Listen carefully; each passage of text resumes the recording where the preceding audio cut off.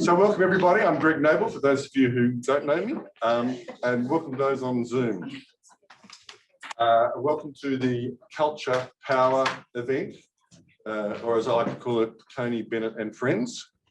Before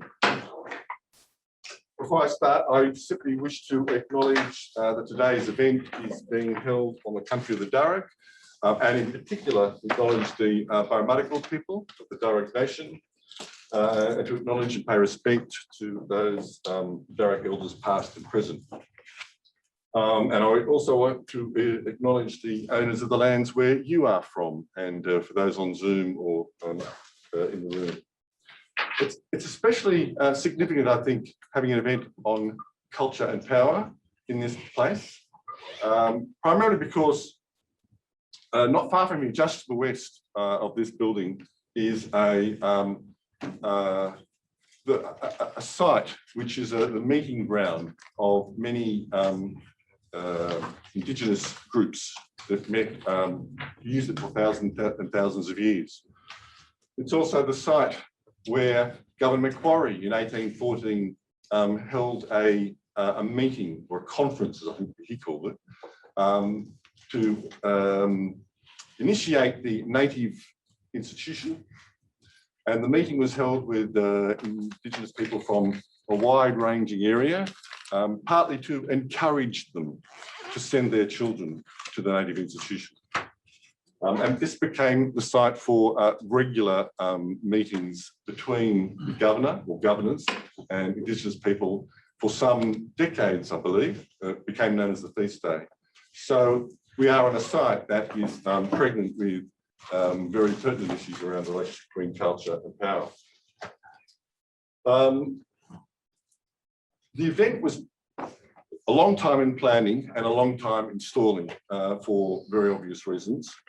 We ended up with a particular format. It was always meant to be kind of a fairly casual day where, apart from the fact that Tony will give a presentation, the rest of it was meant to be relatively casual. We've got a bunch of very clever people that Tony had worked with to talk about the relationship between culture and power. So we're hoping that we'll get that balance between the profundity of Tony Bennett's presentation and the casual and informal nature of dialogue. It is, of course, a hybrid event, and we'll be managing the Zoom process as best we can. And when we have discussion, we'll be moving between those in the room and those online. We will be recording, we are recording now, the first session, Tony's presentation. So just bear that in mind, but we will finish when he finishes the presentation. We won't be recording anything else. But before I kind of proceed, I want to hand it over to Heather Horst, who's the director of the Institute for Culture and Society, to do a more formal welcome.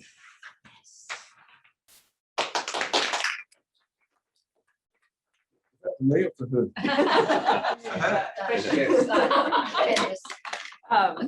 Yeah, it's kind of funny coming into an institute, right at the point of someone who's, been such a, everyone knows about Tony, everyone knows about the sort of legacy of his work. When I mentioned that I was joining the institute, people go, oh, that's for Tony, and Ian, and all of this sort of thing is so. In many ways, I get the benefits of all the labor that has come before me, and I just get to sort of celebrate and commemorate and enjoy, all of the kind of the legacy of Tony. But I just wanted to start by welcoming. It's really my pleasure to welcome everyone here today, both here in person at Western Sydney and also via Zoom. So the celebration of, Tony, now emeritus Tony Bennett, and his work and the broader session on culture, knowledge, and power is long overdue. And although, again, I'm relatively new, I'm really delighted to be able to say a few words about Tony and his legacy.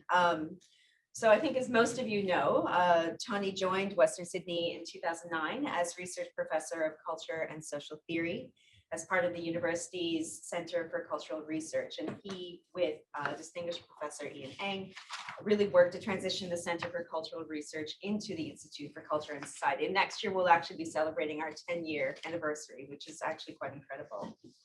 I think significantly for the Institute in terms of the way that I engage with it today, Tony Bennett was really founding director of research, and he was the first research director of the Institute.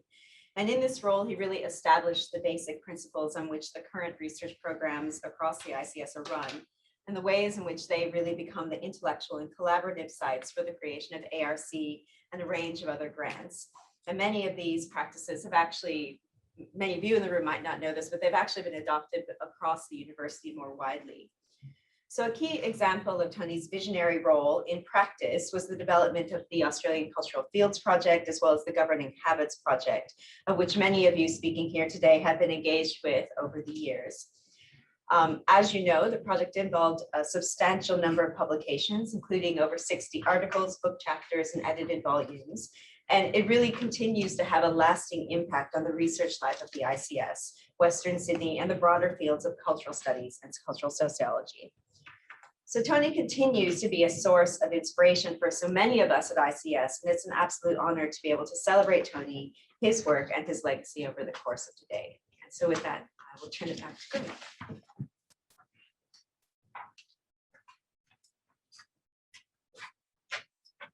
Thanks for that, Heather. Introducing Tony is a bit of an odd thing to do, since most people know him. I could spend a long time going through his CV.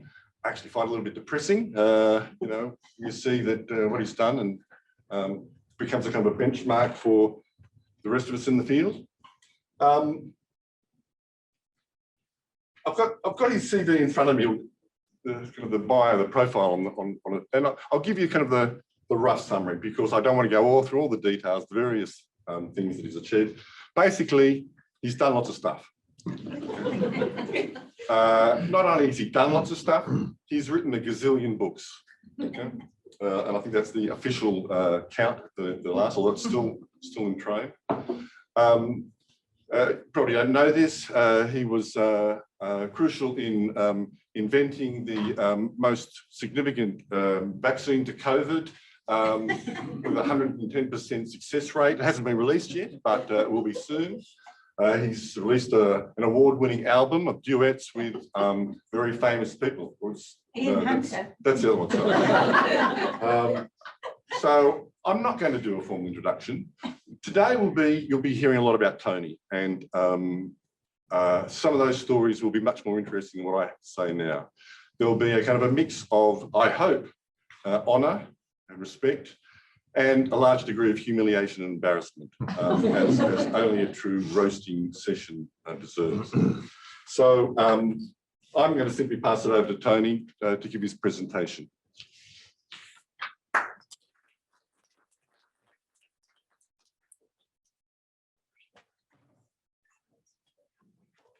Okay.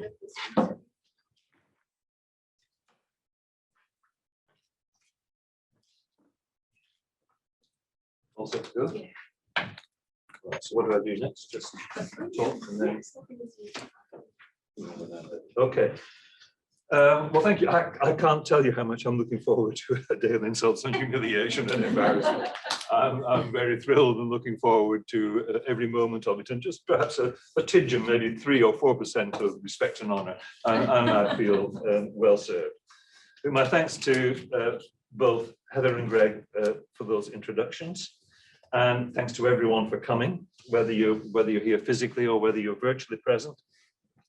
I appreciate your interest, and I'm looking forward to your contributions through the day. And a special thanks, if I might say so, also to today's chairs and speakers, all of whom I've worked closely with in one way and another, all of whom I'd really like to thank in detail for the ways in that they've helped to shape and inform my work, but I won't be able to do that. But a generic thanks to all of you, and also to others listening, watching in and so on, for the benefit that I've gained from collaborations. So welcome all. I'd like to make one particular welcome. My daughter Tanya is virtually present, and I'm very pleased, Tanya, that you're virtually present. And I'll raise my arm and say, this will be the first time you've ever had to listen to me for an hour without interrupting me. So I hope you enjoy it. I also like to take this opportunity to thank Heather and your predecessors as ICS directors, Heather, Paul James and Ian Ang, and before that, David Rose, the final director of the Centre for Cultural Research, for your leadership in making ICS what it is. It's a really great place to be, a great place to have finished up my career. Your leadership in making it such a place impressive for its conviviality and collegiality has been wonderful. So my special thanks to the Institute's professional staff who work tirelessly to facilitate our work as academic staff, and my thanks to academic staff with whom I've collaborated in many ways and in many capacities. But my particular thanks today, now then, is this, I want to, what do I do now? Just click the map. Move on to the PowerPoint.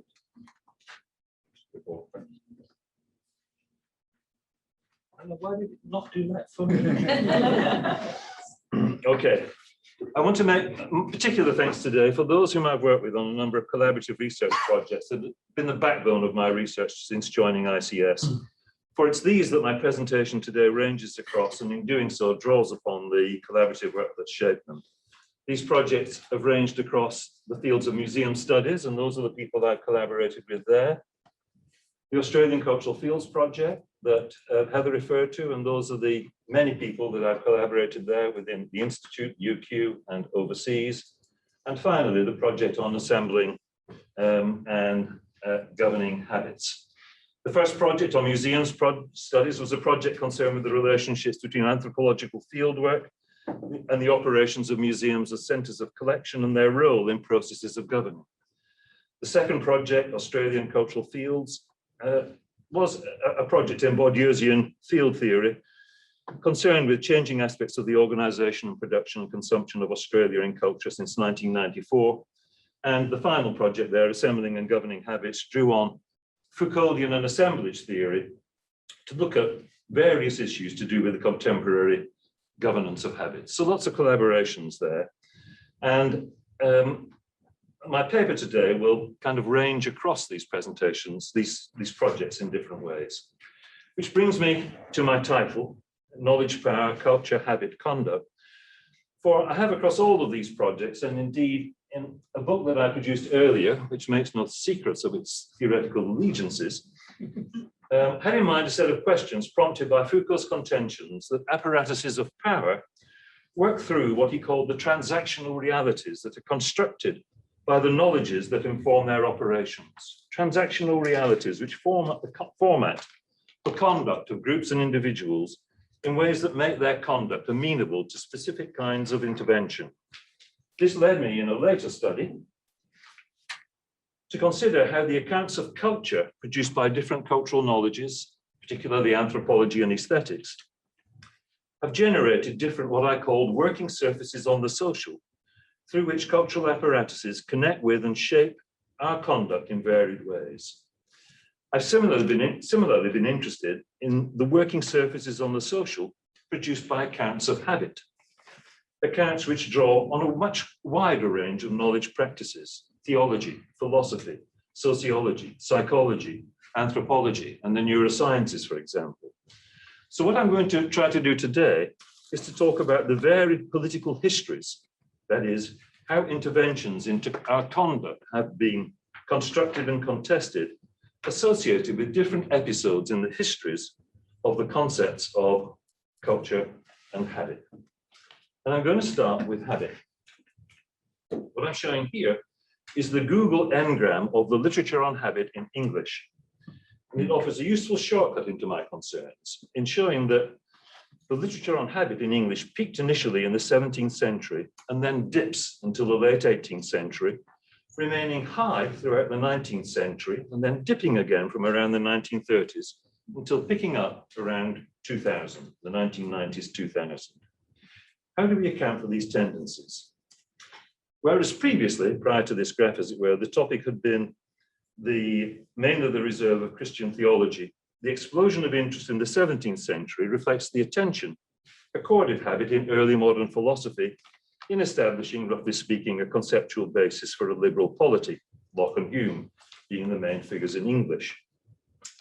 The booming of interest from the late 18th century, however, reflected habits becoming a highly contested topic, as earlier theological and philosophical approaches to habit were challenged by new conceptions of habit associated with a new range of empirical disciplines: psychology, physiology, the biological sciences, and somewhat later, sociology, psychoanalysis.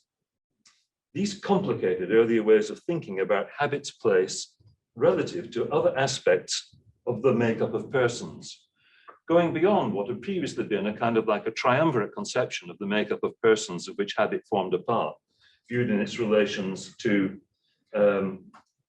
will and memory. Those were the only two other conceptions largely in play. What these late 18th to 19th century developments opened up was a whole new set of considerations: the relations of habit to instinct, the reflexes, the nervous system, the unconscious, unthought. These were unthoughts before. And between all of these, my special concern today, and the dynamics of time associated with the development of evolutionary thought. These controversies were closely tangled up with the practical issues referenced by habit, namely the question of conduct. Who was to control and direct our conduct? In what directions should it be led? In looking at some aspects of these controversies, then, I'm going to relate them to the current debates that have characterized the uplift of interest in habit discernible from the late 1990s. The reasons for the decline of interest in habit across the greater part of the 20th century are varied. The declining influence of its behaviorist conceptions in the disciplines of physiology and psychology. And in the case of sociology, the influence of Talcott Parsons' work, whose definition of a sociological act as one motivated by a willed intention, ruled out habit in view of the predominant association of habit as an unthinking form of repetition.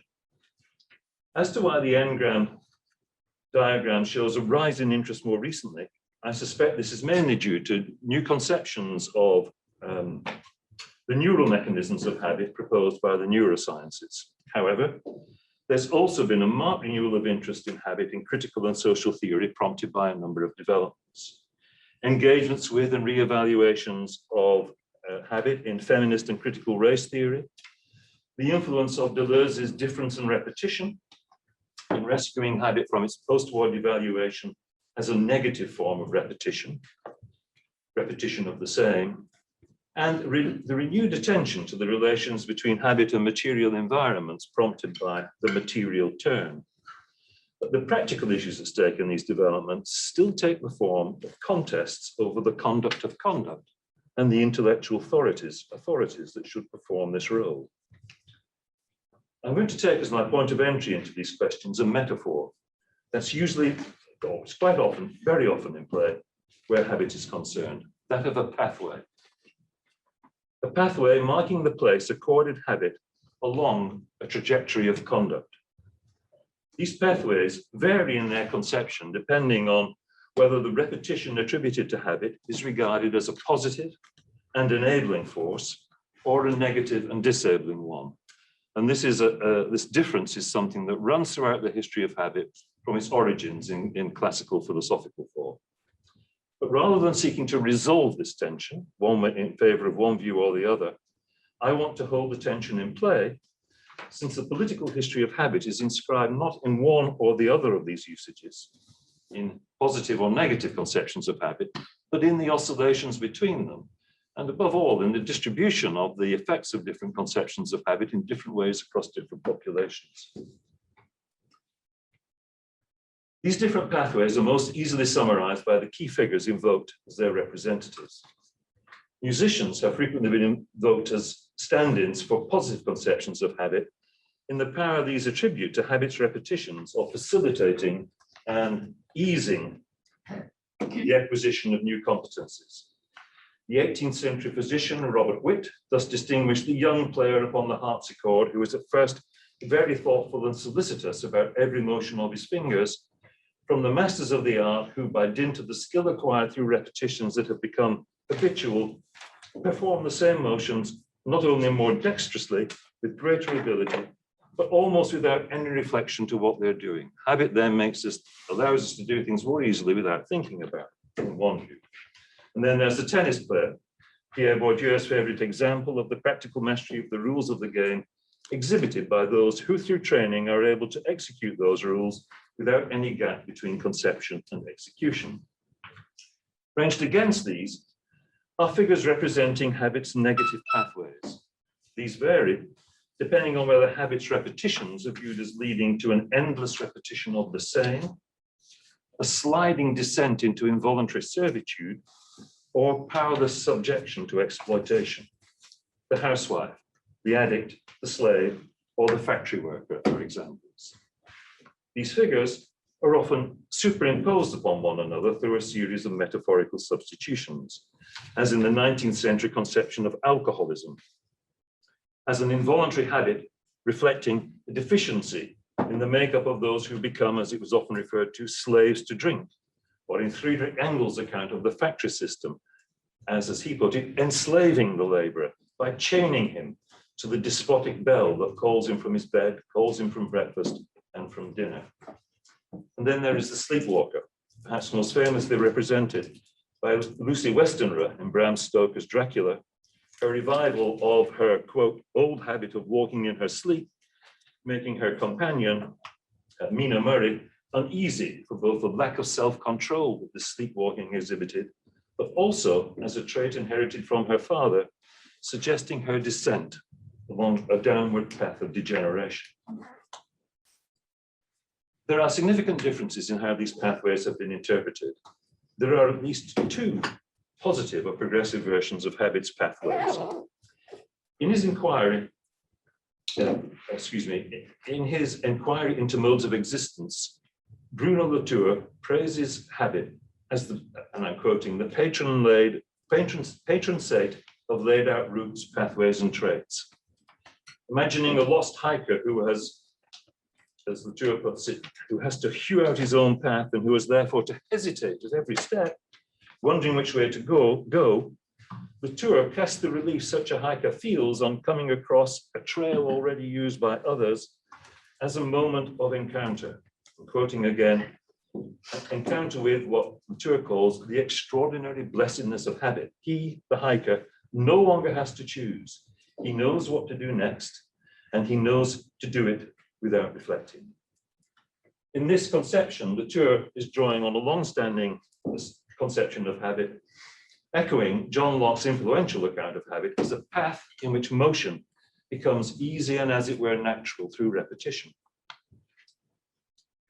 No hesitation is what counts as the key aspect of habits pathways for Latour. But in other accounts, it's precisely the resistance to the routines of habit that is generated by moments that interrupt or stall its repetitions, leading precisely to a hesitation, which by disrupting taken for granted routines allows us to set off on new paths.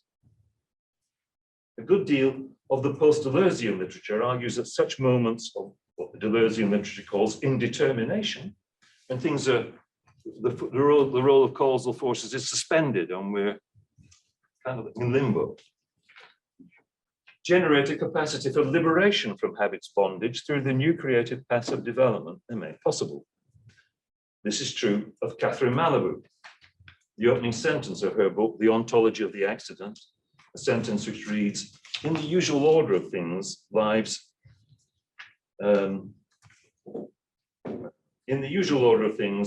run their course like rivers. This alludes to those conceptions of habits pathways as waterways, which were widespread in the late 19th century. Very important in the literature of George Eliot, for example.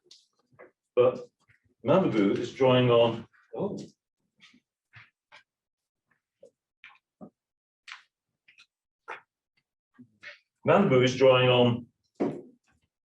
the conception of William James, who in turn drew on the conception of the French psychologist Léon Dumont's conception of habits pathways as akin to the courses carved by rivers. For James, however, interruptions of such pathways required corrective action to put habit back on track. But Catherine Malabou's interest is with interruptions that break the paths traced before. Habits, like rivers, she argues, sometimes jump their bed. They're suddenly deviating form, representing what she calls an explosive plasticity. So there are differences in positive conceptions of habit, and I'll come back to some of these different ways of thinking about habits pathways later, in relation to another influential figure, which came up a little earlier than I thought about habits pathways, the blacksmith's arm. You have to remember that. But I want to take a closer look at the relations between habit and conduct, first via what Foucault had to say about conduct in his account of the relations between pastoral forms of government associated with medieval Christianity and modern forms of governmentality. And it's the interactions between the term's two main meanings, the two main meanings of the term conduct, that are crucial here. These are, as Foucault summarizes them, they refer first to the activity of conducting in the sense of leading or directing the action of others. That's one meaning of conduct. And the second is the way in which one conducts oneself, and in particular, the ways in which one conducts oneself is affected by how one lets oneself be conducted by others. It was, Foucault argues, the Christian pastorate's concern with what he called the conduct of souls that was its chief bequest to the 16th century emergence of governmentality, in the significance this accorded to governing an increasingly wide range of everyday forms of behavior.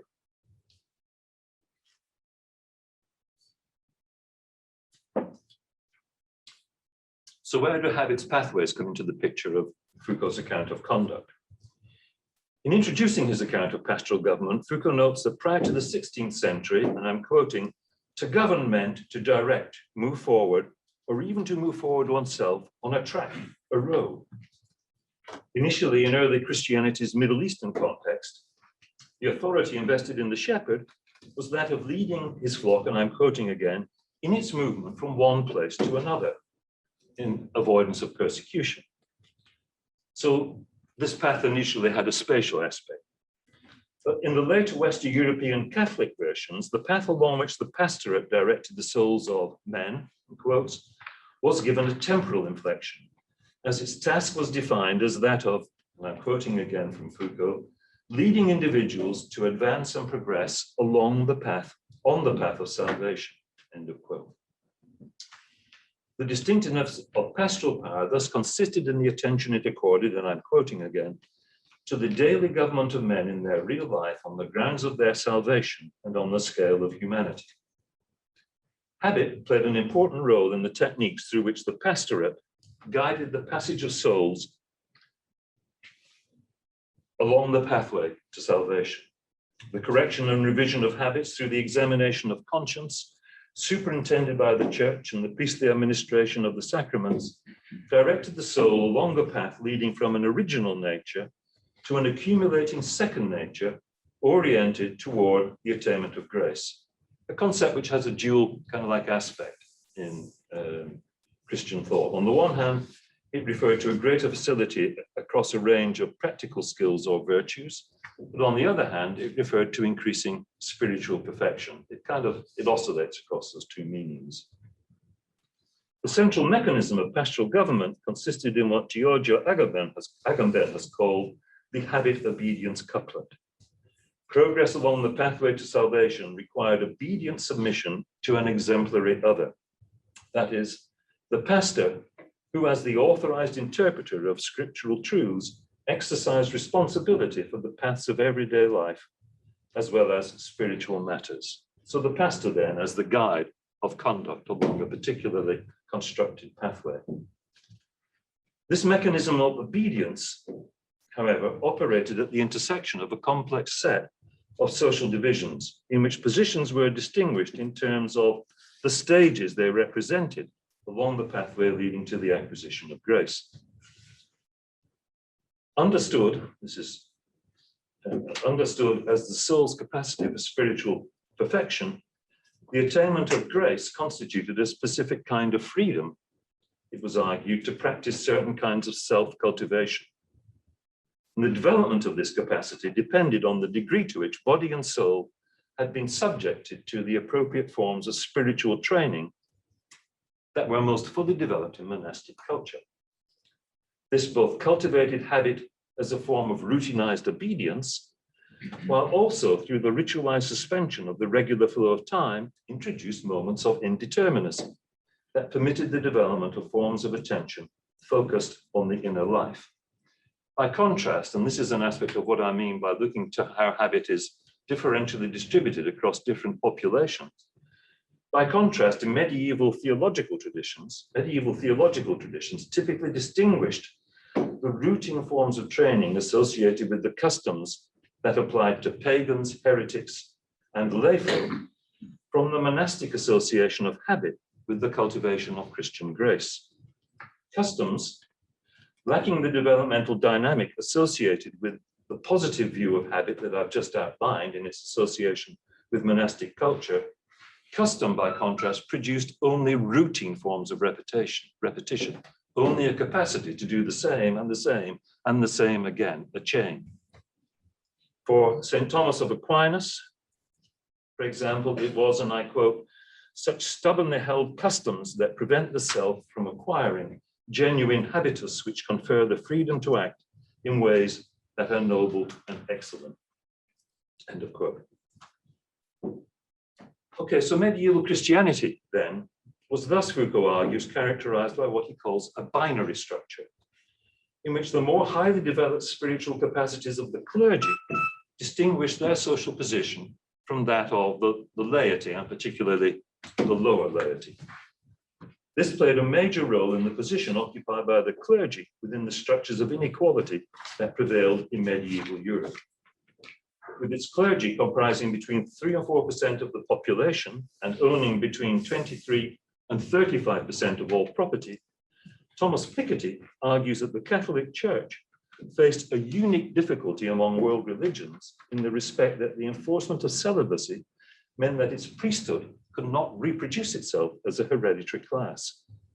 This then lent an exceptional importance to the cultivation of a socially distinctive ethos via the enlistment and training of new recruits by means of the role-accorded habit within monastic culture. Okay, so there's one more loop in Foucault's discussion of pastoral government that I need to mention before moving on. And that is his account of the ways in which the habit obedience couplet associated with monastic culture was refashioned by the various forms of counter-conduct that were directed against the authority of the church in the late medieval period, preparing the ground for the Reformation as a part of the Reformation, and so on. For it was these, he argued, that prepared the way for the development of new techniques for the conduct of conduct, for leading conduct in particular directions, that characterized the new historical form of governmentality. There were a number of such counter-conducts, but the one that I want to focus on today was that of mysticism. This sought to shortcut the highly mediated forms of priestly authority that I've just summarized in favor of more personal forms of spiritual intuition and illumination. These undermined the authority of the pastor based on the administration of the church's truths and rituals in favor of more enigmatic, non-directive ways of guiding conduct offered by the figure of the mystic. Okay, I'm not going to say anything more about that. I just want you to hold on to that thought, which I'm going to come back to via the blacksmith's arm, which you've had a little peep at. The blacksmith is one of the key figures of Aristotle, was one of the key figures that Aristotle cited in his Ethics to illustrate how the acquisition and development of skills associated with particular crafts is a result of their repeated use and exercise. So the blacksmith's arm becomes stronger through repetitive use. This figure of the blacksmith was reworked in 19th century evolutionary conceptions of the role accorded habit in the development of an accumulating second nature across generations. And the main thought that I want you to hold on to in what I'm about to say is the ways in which the habits pathways move from the temporal pathway of Christian thought to salvation to the pathway of evolutionary thought associated with 19th century biology, okay? They're both temporal pathways. They're kind of like referred to one another, but they're massively different in their political histories. Jean-Baptiste Lamarck's two accounts of habit, which I've got up there, thus provided first for the strengthening of bodily capacities. Sorry, I can't remember whether I've read this now. The figure of the blacksmith is reworked in the 19th century evolutionary conceptions, was reworked in the light of 19th century evolutionary conceptions of the role accorded habit in the development of an accumulating second nature across generations. The across generations is the critical thing there. Jean-Baptiste Lamarck's two laws of habit thus provided first for the strengthening of bodily capacities through their repeated use, and second for the inheritance of such enhanced capacities by the next generation.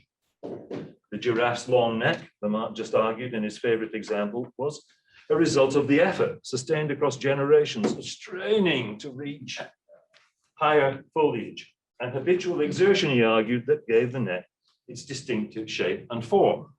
Not true, of course, but that doesn't matter.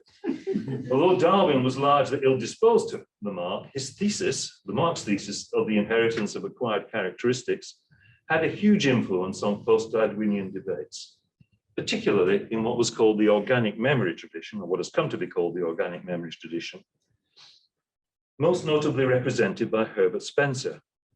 According to this tradition, the capacities developed in one generation were lodged in the body as a form of organic memory, memory lodged in the body, that was passed on to the next generation as an enhanced set of instincts. Instincts, an entirely new concept in 19th century thought, thus providing for the progressive development and accumulation of capacities, not just in the life of the individual, but across generations. Spencer's favorite example of this process was, yes, the blacksmith's arm. The continued use and exercise of which passed on to the blacksmith's son a strengthened arm and one better adapted to his occupation. We have here then another account of habit as an accumulating second nature, but quite different in content from the Christian pathway, leading to an acquisition of grace, but similar in form. Both are pathways through time, the time of salvation and that of evolutionary time, with similar bifurcated social and political logics, and both require leaders.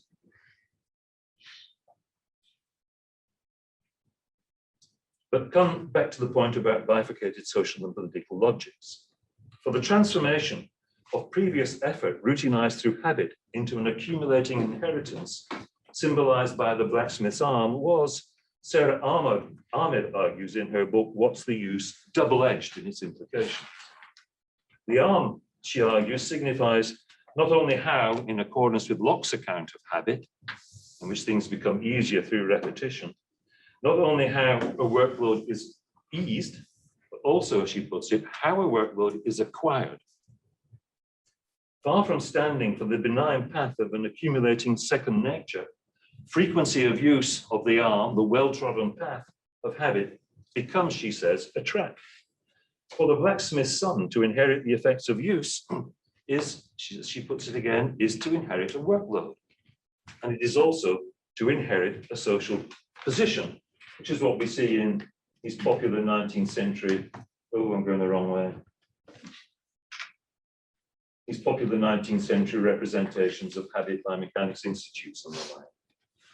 The blacksmith, the laborer, the clerk, habit's well-worn pathways, Ahmed argues, mold their faculties into complete fitness for, but by the same token, limitation to their occupations and social positions, and to their genders.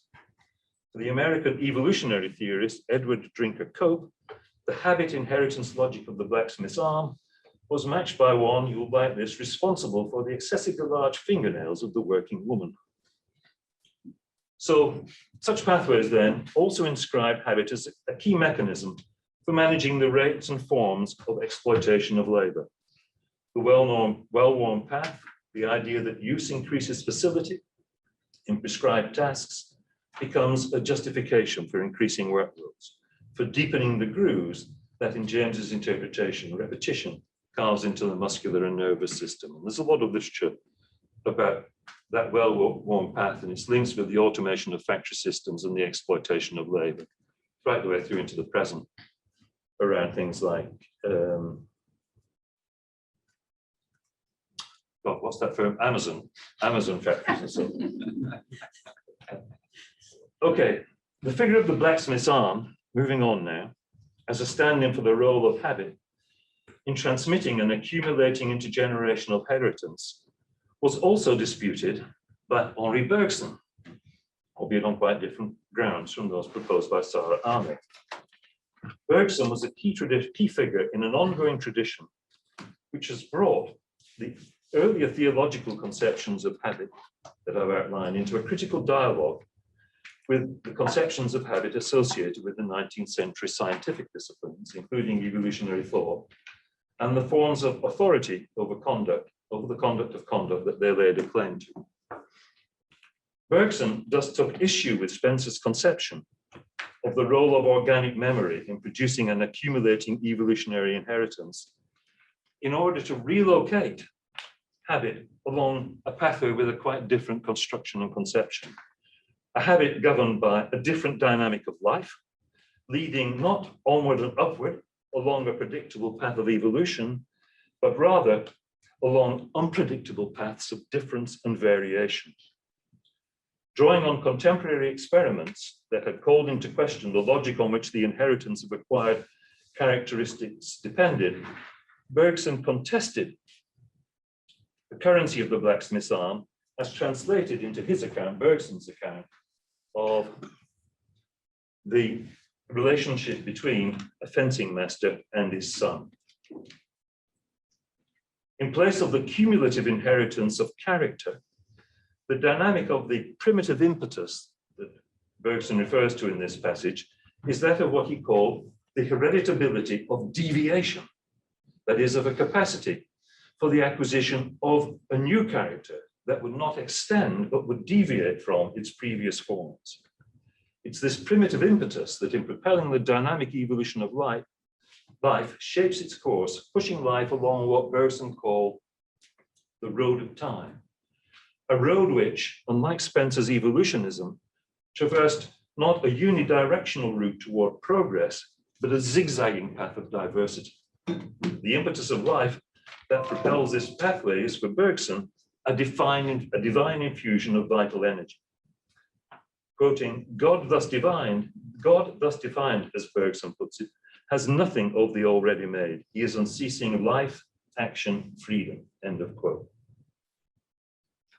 It is the force of this impetus of life, Bergson argues, that is missed by mechanistic versions of evolution, dealing solely with the adaptation of particular forms of life to changing environments. What such accounts miss are the consequences of the intervention of consciousness. Where consciousness intervenes, it introduces that moment of hesitation I referred to earlier, around the possible actions that might be embarked upon. A moment of hesitation that Bergson characterizes as an interval between representation and action, which, disrupting the chain of inheritance, introduces what he calls the largest amount of indetermination and liberty.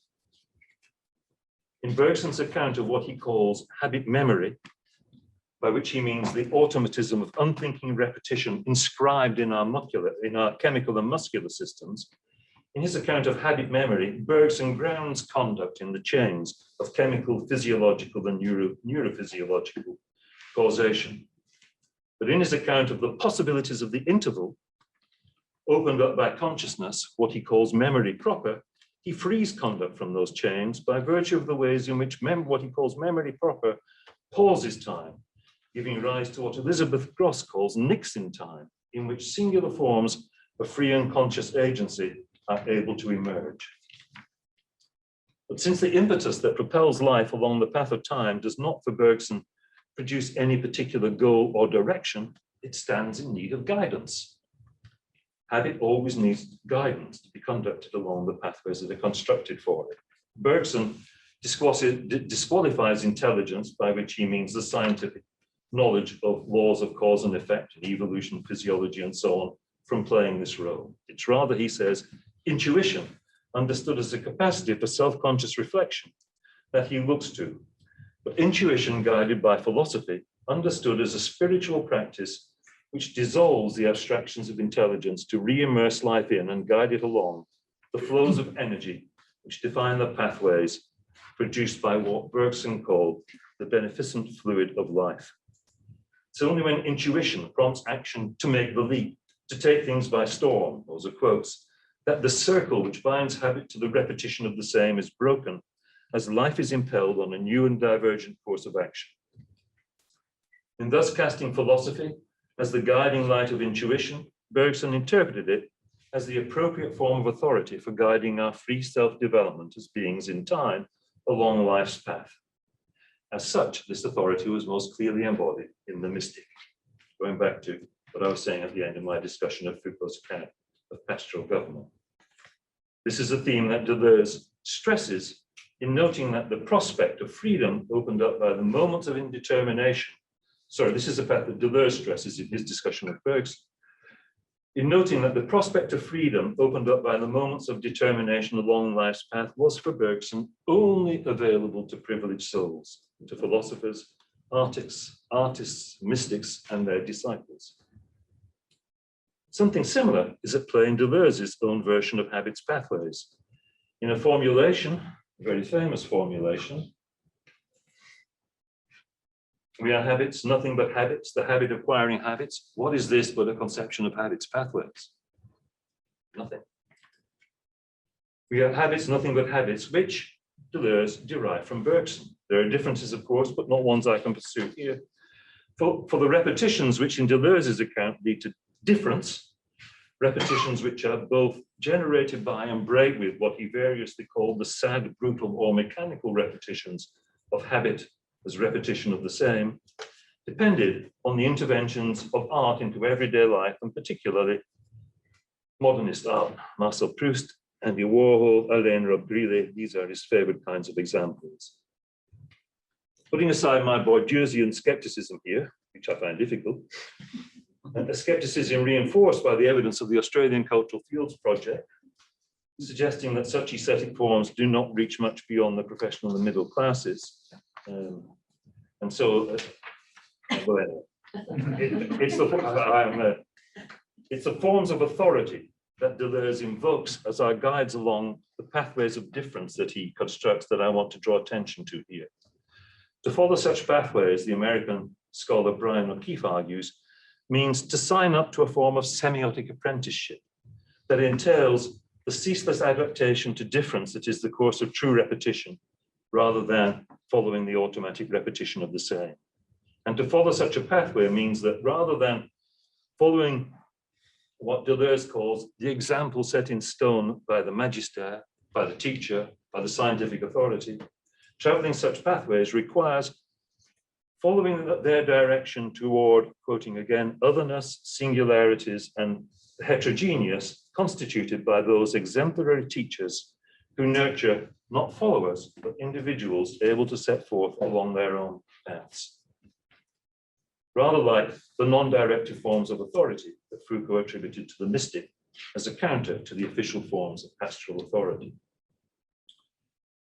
All right, well, what I've tried to show so far is how the tradition exemplified by Bergson and Deleuze has formed part of a struggle over the direction of habit as a second nature, one which, in being pitched against a range of empirical sciences, has also revived aspect of the forms of authority exercised over habits pathways by the forms of counterconduct generated in opposition to the pastoral forms of government.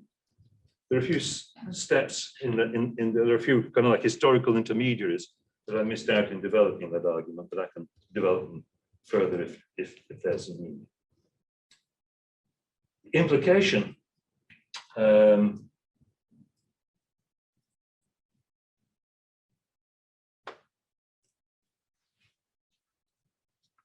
Right, but the concept of habits pathways provides a point of entry into a wider range of the forms of power that have been in play in accounts of the relations between repetition and conduct. But I'm going to leave that there, because I've got a little bit too much to get through in the time available. But I'll just summarize what I'm going to talk about, but the varied ways in which, since the 19th century, kind of like developments I've briefly summarized, habit is associated with a wide range of different conceptions of pathways, some of which have an upward trajectory, some of which have a downward trajectory, but all of which are in one way and another superintended by different kinds of intellectual authority. What I want to do is to leave time for the second part of my presentation, focused around questions of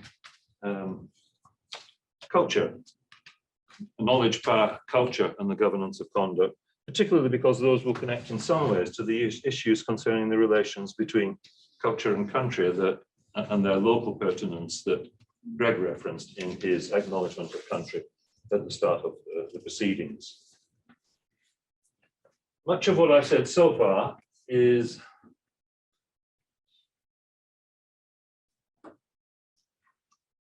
a continuation of the collective work that has gone into the Assembling and Governing Habits Project. This book recently published for only $237. Until there will be a paperback, but you'll have to wait a year.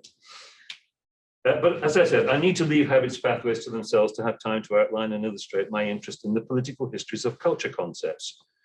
And in doing so, I'm going to draw on the work of two other books, Collecting, Ordering, Governing, the main outcome of the project on museums and colonialism that I referred to at the start, and Museums, Power, Knowledge, a book of my own that I kind of like snuck in on the side while no one was looking.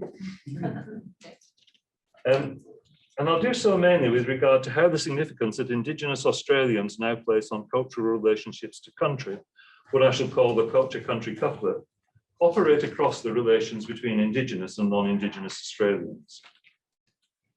I want to look at this in the light of its relations to the concept of culture as a territorially embedded way of life that was developed by the Americanist School of Anthropology, led by Franz Boas. This is a telling instance of the role that museum practices have played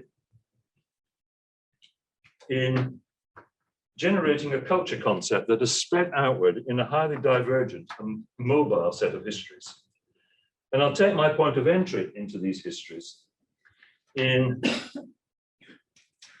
the Hall of Northwest Coast Indians that was installed at the American Museum of Natural History in 1904 during Boas's tenure as the curator of the museum's anthropology collections. This shows cedar bark being shredded and hung to dry, the implements needed for the shredding operation, the repair of fishing nets, salmon baskets in the background, a young child in a hanging cradle with cedar bark bedding, the gendered division of labor between the woman shredding the cedar bark, the man beating it, the placing of the child next to the women and at some distance from the men. In these ways, the relations between the artifacts and the mannequins in this display integrate the artifacts into specific uses that evoke a particular way of life with its distinctive internal divisions, patterns, and forms of adaptation to a geographically specific environment. Two aspects of the culture concept informing this display that I want to stress are first, the attribution of aesthetic qualities to such cultures, in the contention that each culture is characterized by a specific pattern or style, which integrates all of the elements which it brings together into a distinctive way of life.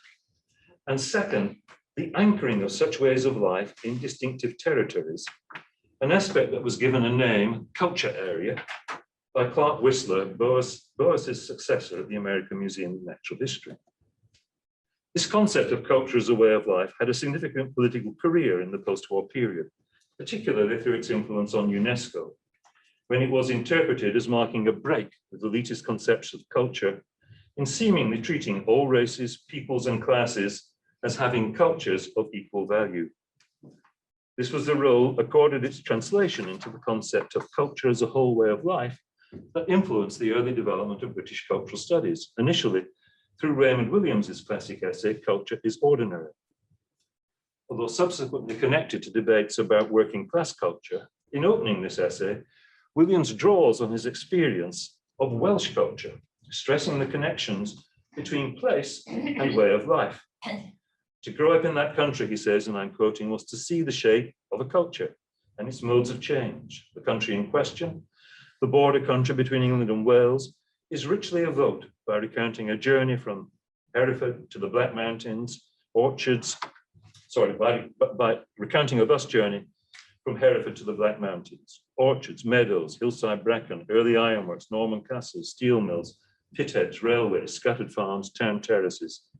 This is the regional scene constructed, much like Boas's display of the culture of Northwest Coast Indians, that William starts with before populating it by describing his own working class affiliations to it through his paternal ancestry.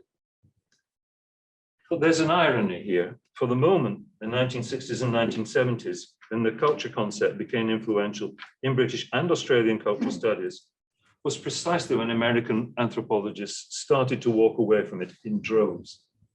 And they did so precisely because of the critiques to which he was subjected by Indigenous and African American scholars.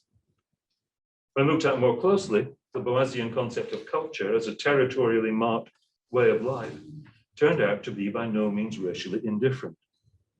Considered in terms of its mid-20th century American political career, the culture concept was deployed within a tripartite set of hierarchically organized racial categories, Caucasian and Mongoloid, Negroid, as the key conceptual actor in American assimilationist policies. These apply the territorial dimensions of the concept to mainstream American culture, interpreted as the way of life of white nativist Americans, shaped by generations of migration from North Europe into the distinctive space-time of America. It was this that provided the territorially defined cultural norms to which new migrants from other contexts, notably Southern Europe and Asia, would need to adjust until they had, by, as Margaret Mead infamously put it, the third generation, been thoroughly absorbed into the American way of life. This was a way of life which owed nothing to the cultures of either Native Americans or African Americans, who were viewed by Boas and many of the anthropologists who followed in his footsteps as populations which, through one set of processes or another, miscegenation or assimilation, were judged as likely to either disappear or contribute nothing distinctive to the dynamics of American culture. There were exceptions. The culture concept had some influence on the Harlem Renaissance through Zora Neale Hurston, an African-American woman who had studied with Boas, and there was some intellectual traffic between Boas and W.E. Du Bois, who, however, always held the Boasian culture concept at a distance. This was not, therefore, a concept that played a major role in the civil rights movement of the 1960s or 70s, or on the Australian Indigenous protests that drew on that movement. The influence of the Boasian culture concept on the culture country couplet came later and through different routes. I need to stress here that my interest in this couplet, as it now figures in Australian public culture as a governmental actor in the relations between Indigenous and non-Indigenous Australians. This couplet has had a much longer history for Indigenous Australians, just as it continues to play a distinctive role that only Indigenous Australians are party to. The strategic essentialism that Eileen Morton Robinson attributes to the concept in her The White Possessive makes the point forcefully in identifying how the ontological relationship that Indigenous Australians have to country constitutes an incommensurable difference with other Australians.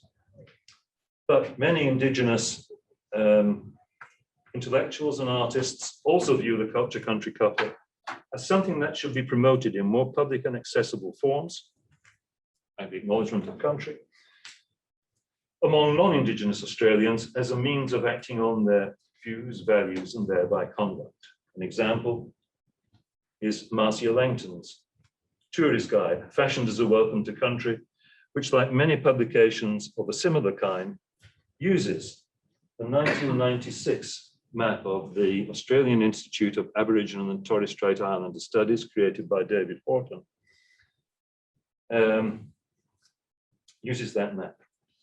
But this is a map with a history. Sorry, yeah, this is a map with a history. The Macquarie Atlas of Indigenous Australia traces its relationship back to the maps produced by the anthropologist Norman B. Tyndall from the late 1930s through to the 1970s, showing the distribution of Aboriginal tribes in Australia. And this is Horton's map. The connections is a little easier to see how the divisions of country are indicated there. It's a little easier to see when noting the influence of Tyndall's map on the intermediary 1983 map of the New South Wales Aboriginal Land Council, mapping the boundaries between its different land councils. In noting the connections between mapping practices of this kind, the Macquarie Dictionary is careful to qualify them, noting the greater fluidity of the borders in the Horton map compared with Tyndall map as a recognition of the connections between Indigenous Australians operating across different countries. The Atlas also stresses the longer history and continuing influence of the quite different ways in which relations to culture, of culture to country, have been represented within Indigenous mapping and artistic practices, and how these interact, often in tension, with the use of Western cartographic traditions in contemporary Australian mapping practices. Bearing all of these qualifications in mind, then, let me come back to the political history of the culture concept. The key point to note here is how the trajectory from Tyndall's maps to the Horton map was influenced by the mapping practices that were developed within the Boasian tradition, particularly by, oh, sorry, that's the map I should have shown you a minute ago, but particularly by Clark Whistler, Boas's successor at the American Museum of Natural History. His map here, well, showing the territorial boundaries of, sorry, I can't see the heading, but it's a territorial boundaries of the Midwest Indian population. But Whistler played a key role in spreading these mapping practices to New Zealand and Australia, both of which he visited in the 1930s, and in the case of Australia, in the context of ongoing research collaborations with Tyndall. These mapping practices went against the trend dominant from the late 19th century within anthropology and Australian intellectual culture more generally, to elide the significance, not entirely eliminate them, but elide the significance of particular culture-country connections in favor of generalized depictions of the primitivism of Indigenous peoples and cultures. So when we look at the Horton map and the host of related maps it has helped to fashion and consider their role in shaping the contemporary public forms of the culture-country coupler, we're looking at a relatively recent governmental actor, what I call a transactional reality, that is the product of a complex set of transactions and negotiations between a range of different knowledges, beginning perhaps in the 1960s, but accumulating in momentum since the 1980s. Indigenous knowledges of the long-standing connections between culture, land, and country have played the most active and consequential role here, but in ways influenced by anthropologists, drawing on, while also qualifying, the culture concept derived from the Boasian tradition. The Macquarie Dictionary, for example, uses the concept of culture areas, as well as by the regionalist tendencies in archaeology developed initially by Isabel McBride. This is then a highly distinctive governmental actor, constituted by a particular set of relations between different systems of knowledge. I call this a governmental actor by way of signaling the part that state agencies have played in the various sites of public culture in which it operates. My particular interests here have been in the role the culture-country couplers has played in Australian museum practices, shifting from hardly any at all prior to the 1990s to what is now its virtually omnipresence across the museum and art gallery sector. It provided the organizing focus of the 2015 to 16 Encounter exhibition at the National Museum of Australia, jointly curated by Indigenous and non-Indigenous anthropologists. This drew on the narratives of relations to country that have been disturbed by diverse aspects of colonialism and white Australia policies, but then subsequently repaired as members of the stolen generation have in many accounts rediscovered and returned to their ancestral homelands. But this exhibit that I'm talking about applied this narrative to its account of the stolen objects constituted by the Aboriginal collections of the British Museum, presenting these as being restored to their true meaning in being exhibited in exhibition frames, exhibition vignettes that were displayed as remakes of the countries from which those objects had originally and involuntarily been removed. This was then an exhibition rhetoric that drew on the logic of Boas's display of the culture of the Northwest Coast Indians in its depiction of spatially anchored way of life, while also learning a distinctive political inflection through the narrative of the separation of objects exhibited from and their restoration to that way of life. This is a narrative. Well, my interest in the respects in which this exhibition operated as a working surface on the social, in the repositioning of the relations between culture, country, and nation that it proposed. That's what my interest is in.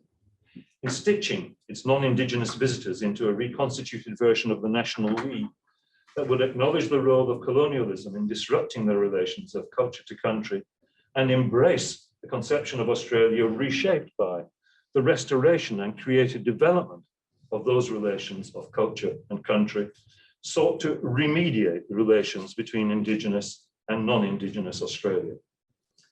Similar processes are abundantly evident in Indigenous literature, film, television series, journalism, all with active involvement on the part of varied public cultural organizations, film councils, literary prizes, universities, libraries, schools, and so on.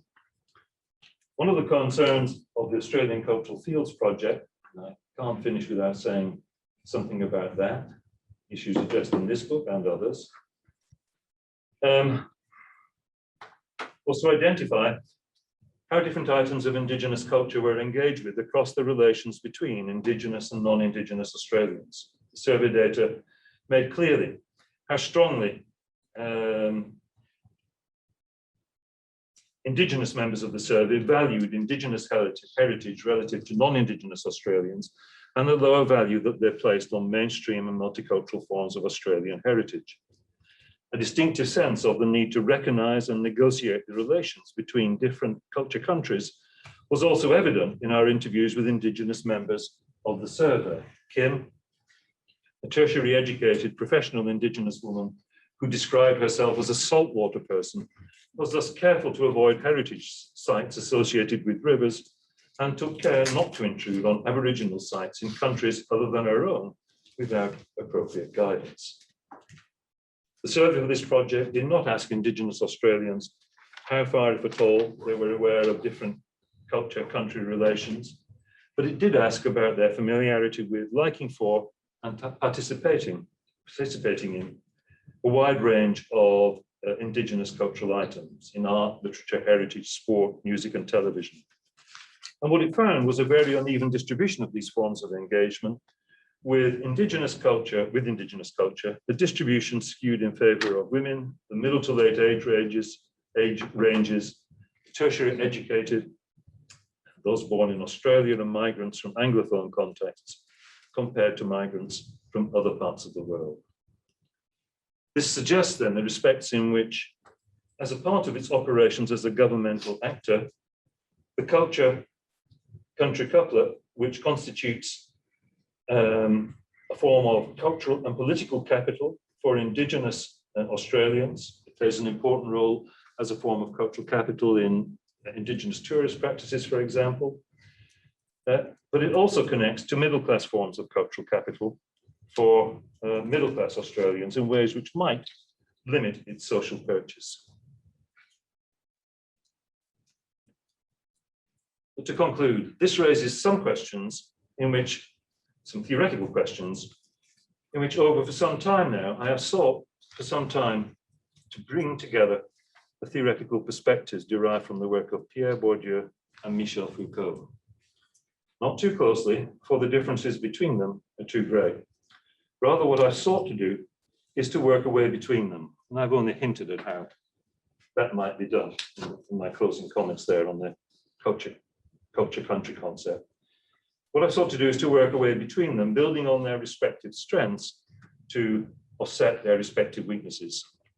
And although I suspect this particular intellectual pathway might be developing into a bad habit, I'm going to carry on. Thank you.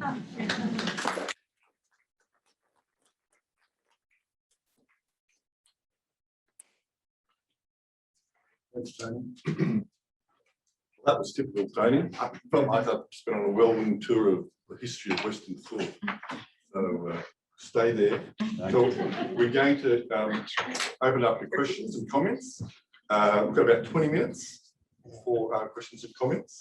So I'm going to try and move between people on the floor and questions in the chat. So no questions in the chat yet. So would anybody like to ask a question like John?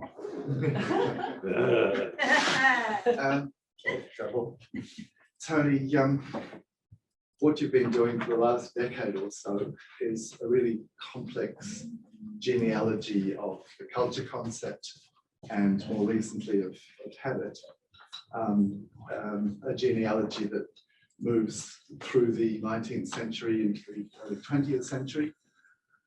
In both cases, and is intimately bound up with the history of colonialism. Your project has to do with the way these genealogies or these conceptual histories, conceptual operations open up what you call working surfaces on the social for governmentality, for governmental action. My question is, what's the status of your discourse in relationship to the discourses you're genealogizing? Is it a descriptive relationship? Is it a critical relationship? Is it an approval of the actions of governmentality? And is there perhaps a degree of Burgessian skepticism in your feelings about the possibilities of academic critique and the tiny audiences that we know it reaches? Okay, a question tiny in its scope, obviously. Look, that's a really pointed and helpful summary of what it is I've been trying to do in relationship to those concepts, something like a critical genealogy. But with its purpose, so far as contemporary debates are concerned, to look at the ways in which the kind of contemporary forms of intervention into conduct that are associated with the political histories of these habits, the ways in which contemporary debates bear the legacies of these histories, and sometimes in uninspected ways. So that, for example, with regard to the history of the culture concept and the ways in which within cultural studies, initially that concept of culture as a way of life was kind of like just taken on board and it's, wow, it's terrific. And it was, you know, I mean, it did open things up in ways that moved beyond earlier strictly aesthetic conceptions of culture. But, I actually talked about these things in the first instance, I think, at Graham Turner's retirement event quite some time ago, and kind of like moved on the thinking a little bit since then. But at that point in time, I looked kind of like really quite hard to see what the Birmingham School that had to say critical about this concept that they so helpfully promoted at one point in time. It's nothing really, you know, it's just kind of, it had become a truth. And it's a truth with particular kind of consequences. And I think you think differently about the concept if you look at that problematic history that, you know, that I've looked at, but there was, as I indicated, it was actively being looked at by anthropologists in the 60s in America. And they were kind of like bemused at why are they taking this up? You know, what's Stuart Hall doing with that? And there were, you know, those debates were there. So looking at these histories allows one to open up questions about, well, how are they operating in the present? It's not because I think one can or should eventuate into a terrain in which questions of how conduct through notions of culture are in some ways acted upon, but it's with regard to really opening out the politics of that and thinking about how apparatuses operate in ways that are influenced by particular concepts. Not to imagine that there can be ways of intervening in culture conduct relations that don't involve the operation of certain kinds of authority, but the conditions under which those kinds of authority are exercised matters and so on. Those are the kinds of interests at heart. With regard to habit, it's a kind of complicated story. I originally got interested in the question of habit through, and I hope Leslie Johnson is still online, because it was through your work, Leslie, and the work of Rita Felsky on problematizing from a feminist perspective earlier the kind of accounts of habit as simply repetition associated with the critique of everyday life repetition that ran from Lukács through to Henri Lefebvre. That's what originally got me interested in habit. And since then, I've looked at it in many different ways, in part through colleagues with Gay and Greg and Ben and Nick Rose, looking at different forms, the different ways in which habit is assembled and made governable through a range of governmental and technical apparatuses, and exploring their limits, limited degrees of efficacy. But that's usually with particular kind of like habit practices, where it's the repetition of the practices that are concerned, and you can engage with those questions without looking at the history, necessarily the history of habit and its longer history as a concept.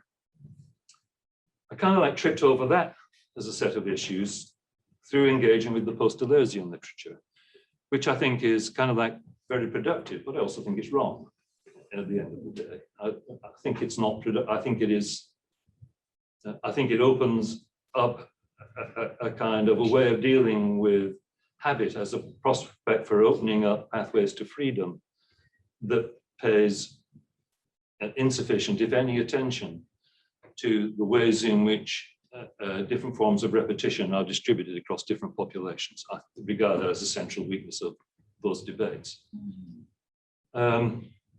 And to come back to your point on Bourdieu, do I have a degree of Bourdieusian skepticism?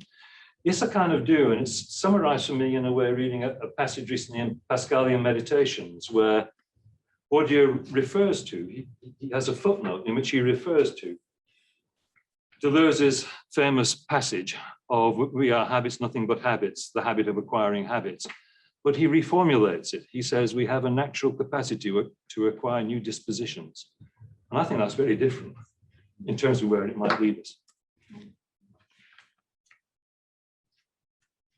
More questions, comments? Tim. Tony, your concept of the country culture couplet being a governmental actor, I think, is a really good one. And just to address John's question, I hear it descriptively, not as critique, not as praise, but it's a description which historicizes it, and so conveys the possibility that it will be replaced by something else, or that it will be acted on in different ways by different actors who use it. Yeah. And I'd just like to give an example of it being acted on, and it has to do with the current question of how the voice to Parliament is being designed. The central question for the designers of the voice, it seems to me, is to find a satisfactory articulation between a national voice to Parliament and regional and local voices that are faithful to country, and therefore are legitimised by the mobilisation of the country culture couplet. And one thing that is going to, I think, assist the national level to be as legitimate in the eyes of Indigenous Australians as the regional local is the emergence of a retelling of the country culture idea that draws on the idea of songlines and of countries being linked by songlines.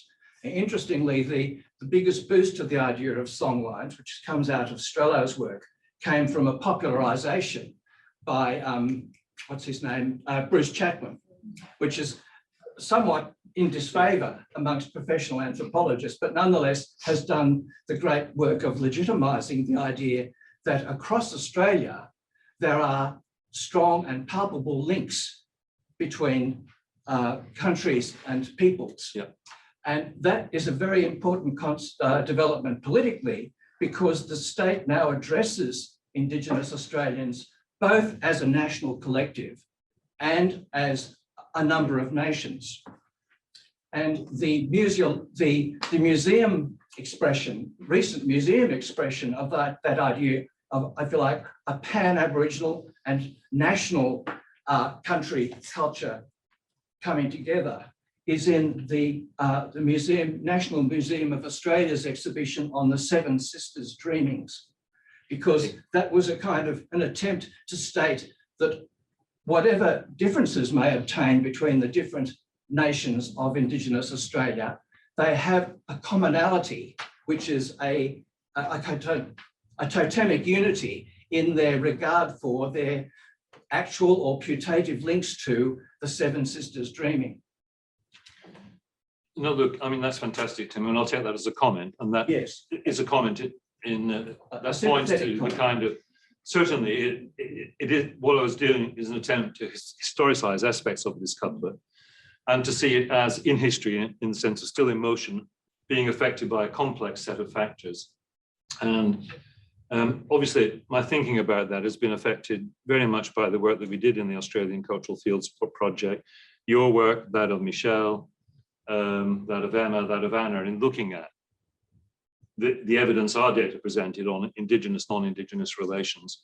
And, your work on that more generally is, really important. But it is precisely that attempt to think about the relative recentness of this as a governmental actor. It's quite, it is, this kind of like really struck me when I came back to in Australia in 2009, having left in 1998, is that, this was kind of like, this was a fact of public culture in ways that it had not simply not been there in anything like the same degree earlier. So that really struck me, and that's how I became interested in it. But obviously from a particular avenue, I'd be interested in it being opened up, in a wider way across its articulation across a number of different areas of Australian public culture, and the kinds of different degrees of engagement with it, its political consequences. I mean, that the Songlines exhibition that you referred to, I think it's called the Songlines exhibition, but whatever, at the National. Yeah. No, exactly. That too, that started off by using, that drew upon the Horton map, but it deployed it somewhat differently because of the fluidity across the relations of country that were offered by the Songlines. As you walk through the exhibition, you kind of like followed the mutation of the story, and different forms of country were connected in the way that you exemplify. So I just think it's a really rich area for analysis, and a truly distinctive part of Australian public culture in the present. Time for probably one more question. On Zoom.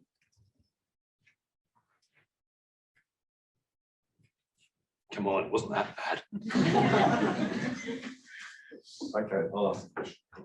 I want you to explain a little bit more your beautiful phrase, the working surfaces on the social, because I really like it, but it's opaque. It's rhetorically attractive, but I want to know what you mean by it, because it may not be what I think I would mean by it if I used it. Well, roughly what I mean by it is looking at the ways in which, recalling that I'm doing this from a kind of like Foucauldian perspective, and so thinking about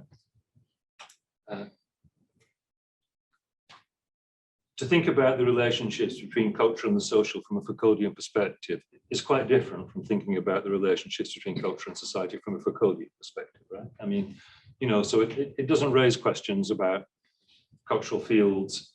It doesn't raise questions about the distribution of tastes and practices in the same kind of way. I think that's a kind of, that's a shortcoming. That's why I've always been kind of consistently attracted to Bourdieu. It's that he offers a framework in which you can address those kinds of issues, and in particular, address them to questions of social differences and their organization and their effects. But culture, there are many different ways in which one can think about culture-social interconnections. And to be thinking about them from a Foucauldian framework is to think, well, how, in ways similar to the ways in which Foucault argues in relationship to the kind of knowledge practices that he was concerned with in the psychological sciences, sexuality, and so on, how do they in one way and another kind of like organize us or our relationships to others in ways that open them up to certain kinds of intervention, regulatory practices, whatever kinds of intervention there might be. Foucault doesn't have much to say about culture. It's a concept in which he just doesn't have much to say about it. There's one place he talks about it, and it's in the hermeneutics of the subject, in which he says he's suspicious of the concept. But then when he does talk about it, he first talks about it as if he were Pierre Bourdieu. He says it means it's about having selective values. These values are associated with particular populations. Then he goes on to say something distinctive about them. He says that to speak about culture is to talk about certain kinds of values that it's important to lead people toward. So he's got a pathway kind of like conception there. And he says this leading is kind of like always conducted by various authorities through particular systems of truth.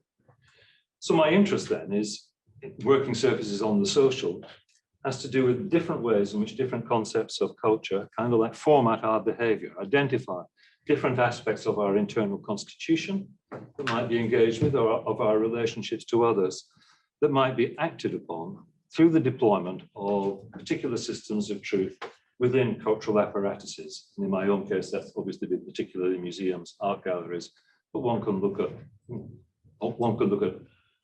a range of other institutions from a similar perspective. I don't know if that answers your question, but it's... Yeah, I think it does. We'll probably continue this discussion later.